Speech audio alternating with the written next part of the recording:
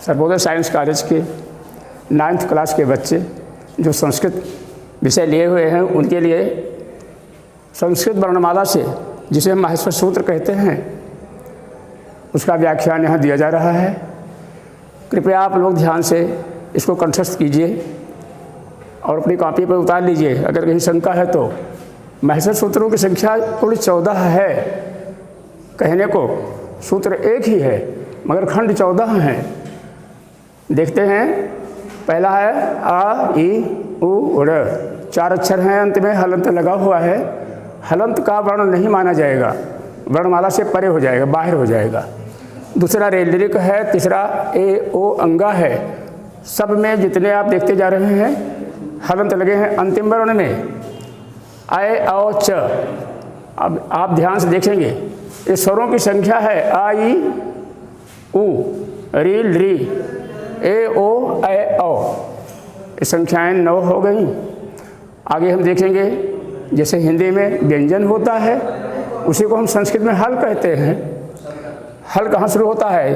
हा से ला तक। अब यहाँ देखेंगे हाय वरट में टा में हलंत है, हा या वर। आगे लड़ में ला केवल लिया जाएगा। या माँ अंगा अड़ा ना, माँ कट जाएगा, हलंत है। यहाँ शंका नहीं होनी चाहिए, माँ 2 बार आया है। अंतिम वाला माँ में हलंत है, इसलिए उसकी गिनती नहीं है। झा भा या कट जाएगा, घा ढ ध। इस प्रकार से आप इतना तो समझ में आ ही गया होगा। अंतिम वर्णों में जो हलंत लगा हुआ है उसमें आ छिपा हुआ है, कट गया है। ज ब ग ड द, खप छठथ चटत। इस प्रकार से कपय में कप, शाखा स और हा। हा यहाँ आप देखेंगे ध्यान से 2 बार आया है। बेटा पहला हा जो है वो हा है हिंदी का, दूसरा है आ की मात्रा। इसलिए 42 अक्षर कुल हो गए गिनेंगे तो। 9 जिसे अच कहते हैं हम, हिंदी में स्वर कहते हैं। हल जिसे हम व्यंजन कहते हैं हिंदी में, सब मिला करके 42 अक्षर हुए। अब ये 42 अक्षर हल जो हो गया है सब मिला करके हुआ है, इसी को हम कहते हैं अल। संपूर्ण वर्णमाला को अल बोलेंगे,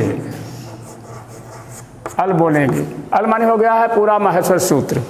ये स्वर व्यंजन का आपस में योग है।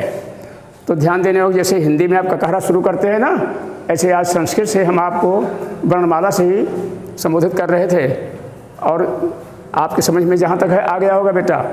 इसलिए आप इसको हल करिए, रिपीट करिए, बार बार इसको ध्यान से देखिए, ताकि स्कूल में आने का भी औचित्य नहीं है, हुक्म नहीं है।